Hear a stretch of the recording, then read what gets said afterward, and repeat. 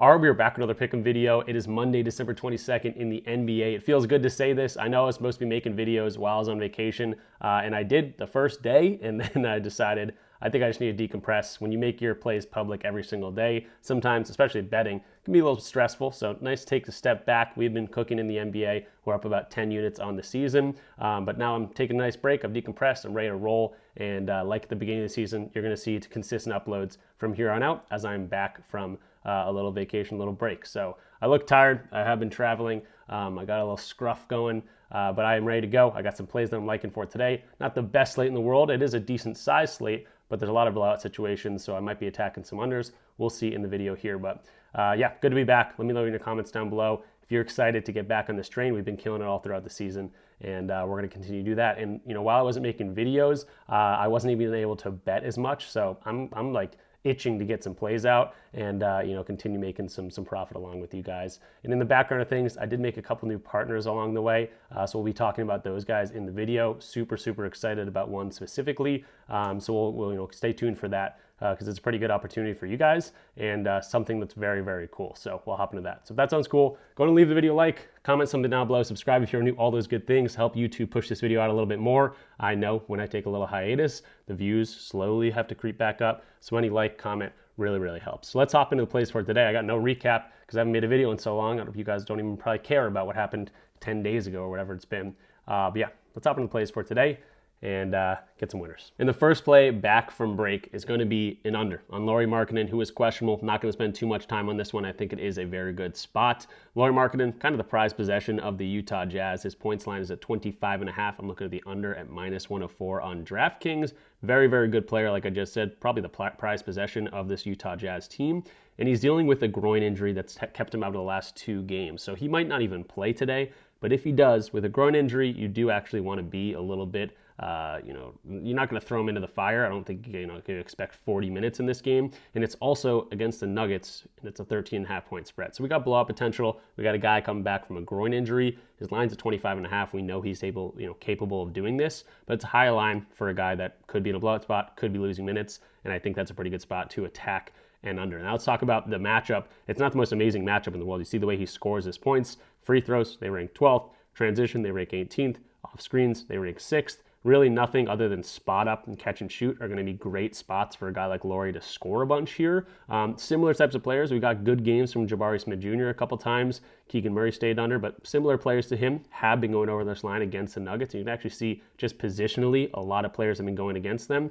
But again, I'm kind of finding that spot that it's a blowout spot. It's an injury spot. It's a spot that he could lose minutes. So if you want to take away some of his minutes, if he's not going to play more than 34 minutes, he's going to hit this at 28.6% of games. And 35 minutes for a guy coming off a groin injury in a blowout spot is kind of a lot to ask here. So the matchup's not amazing.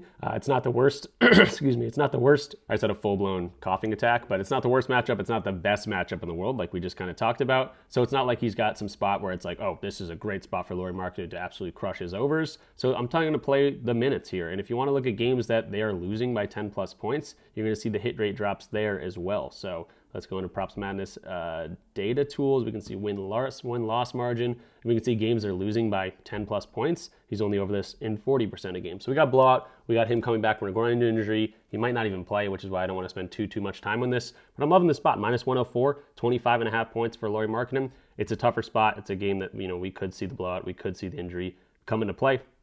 And I don't mind the under. So 25.5 points for Lauri Markkanen. Hopefully goes out there and plays, but might be limited. And that'd be a recipe for success for us. So Lauri Markkanen under 25.5 points, -104 on DraftKings, the first play of the video. Moving to play number 2, it's going to be an over, and it's going to be for Jarrett Allen here. No Evan Mobley in this game, so obviously going to be a pretty big boost for a guy like Jarrett Allen to score some points, and he actually assists really well without Evan Mobley in the lineup. Just a higher usage rate for this guy. So if you want to look at his assists, it's very much juiced, but you go to like 3+ assists or something like that. But when we go to the points and assists, again, a little bit juiced, but we're coming back. We're trying to get some wins here under our belt. And he's got a great matchup to score some points against a defensive team that's not very good, but they are decent in specific areas that don't really matter for a guy like Jarrett Allen. Jarrett Allen going to be main source of scoring right at the rim. 27th rank for the Charlotte Hornets team. 66% of his shots come from there. 94% of his shots come within 10 feet. They rank 25th there. So the hit rate for this guy this season, 50-50 so far. He's been pretty underwhelming. The Cavs in general have been pretty underwhelming.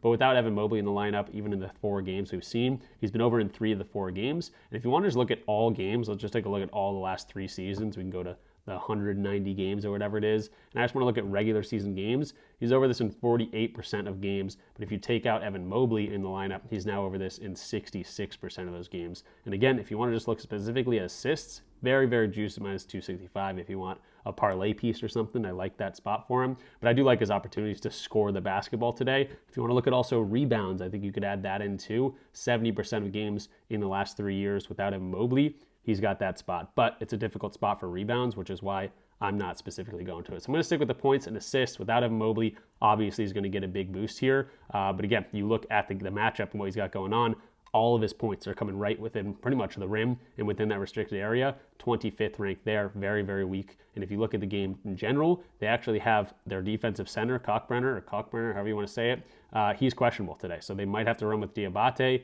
probably a better offensive player, but a little bit less of a defensive player. So if Cockburner doesn't go out there, their rim protection might be even a little bit worse. So I'm liking this spot for Jarrett Allen. Just got to score some points here. Chip in with 3 assists would be great. Even just 2 assists would be great. That's where the line is most of the time. They're saying, hey, he's most likely going to get 2 here. But if he can chip in with 3, 4, 5, that's a really good bonus for us. And I think he's going to be able to score at the rim. If you want to look at some other guys on this team, like a Sam Merrill, who is probable in this one, like a guy like Dean Wade, who will probably be starting instead of Evan Mobley, these guys are spot-up dudes. And one of the things that the Charlotte Hornets do well is limit spot-ups. They're very good at this spot-up spot. So guys like Dean Wade, guys like Sam Merrill, they might not be having to, or being able to score as much as they want to, and they might have to run inside for a guy like Jarrett Allen to just get some easy ones at the paint, which is what this team allows a whole bunch of. So Jarrett Allen, I like his opportunity here. He's not been great this season. He's not been great in the past few games, but without Evan Mobley, I like his chances to get some more offensive ability here, or responsibility, and he's got a great matchup to do so. So Jarrett Allen against the Charlotte Hornets, potentially no Cockburner down low as well. Liking the spot for him to score some points. If he can chip with some assists too, that's just icing on the cake. And if we want to mess with some filters that the Props Madness provides here, one of the best research tools out there, if you want to check them out, link in the description down below for 25% off your first month. Awesome tool. But we can actually see some of these advanced filters. They played the Charlotte Hornets once, and he did not play very well. No one played well. If you remember, that game was not too long ago, December 14th.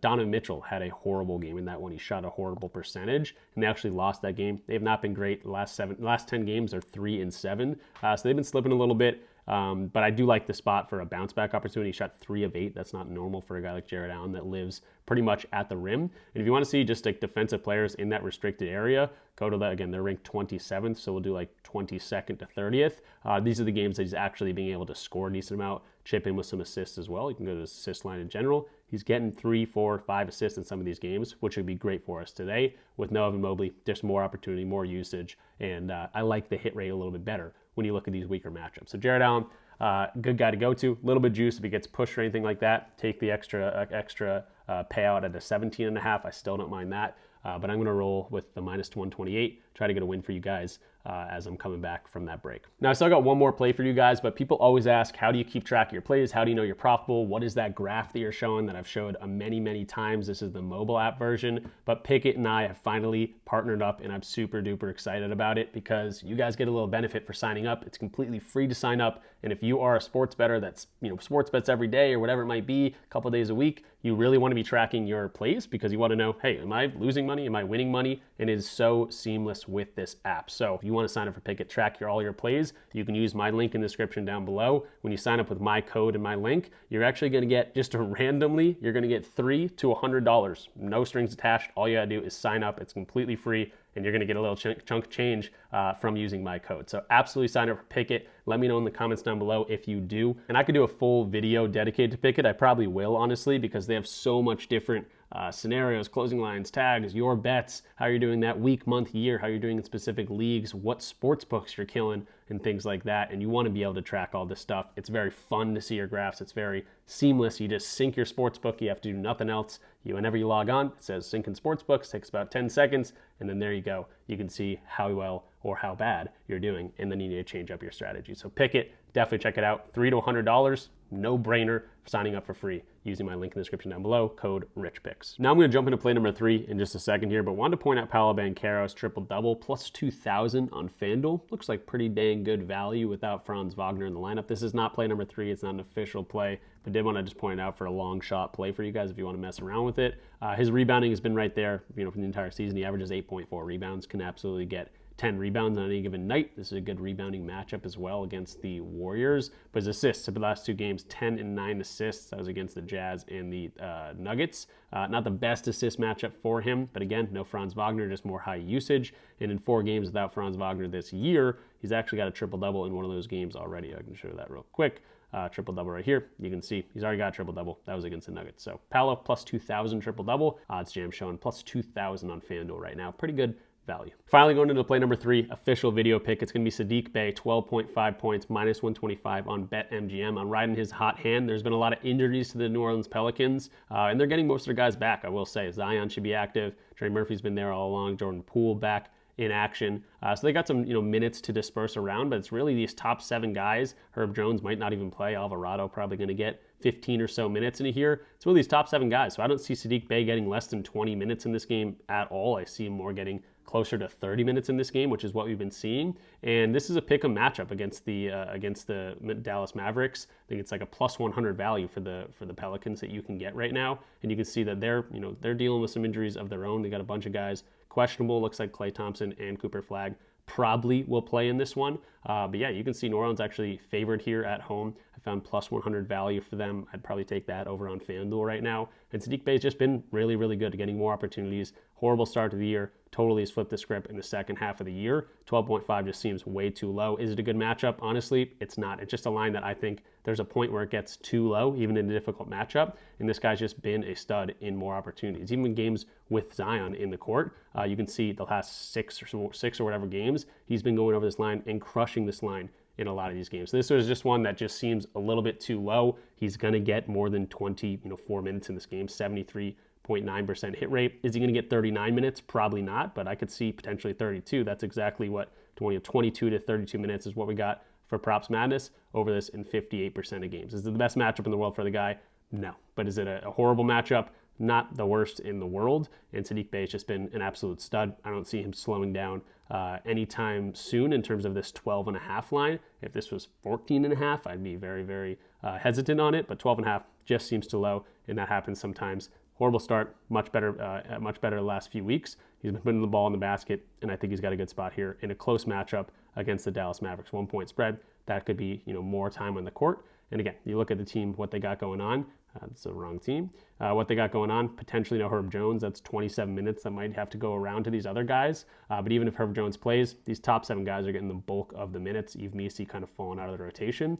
And Saddiq Bey's been a stud. Why not run with this guy once again? So 12.5 points for Saddiq Bey, the last play of today. So that'll do it for me in this one. Real quick recap what we talked about in this one. We talked about Lauri Markkanen under his 25.5 points, minus 104 on DraftKings. Jarrett Allen over the points and assists without Evan Mobley, minus 128 on DraftKings. And then Saddiq Bey over his 12.5, minus 125 on BetMGM. That's a points line. Also, maybe sprinkle something on a Paolo Banchero triple-double. It's plus 2,000 for a reason. Very unlikely that it does hit, but I do like the opportunity that it's got a pretty good payout if it ends up going out there without Franz Wagner on the court. So that'll do it for me in this one. Again, reminder, check out Pickit, new partner of the channel. Very, very excited to finally partner up with them. I've been using this app religiously, and it's so seamless, free for you guys to sign up. Code RichPicks to track all of your plays seamlessly, see how well or bad you're doing, and see if you need to change anything up. And again, Pickit, if you sign up for Pickit, $3 to $100 randomly to you guys. And again, signing up for free. But yeah, that will do it for me in this one. And thank you guys for watching.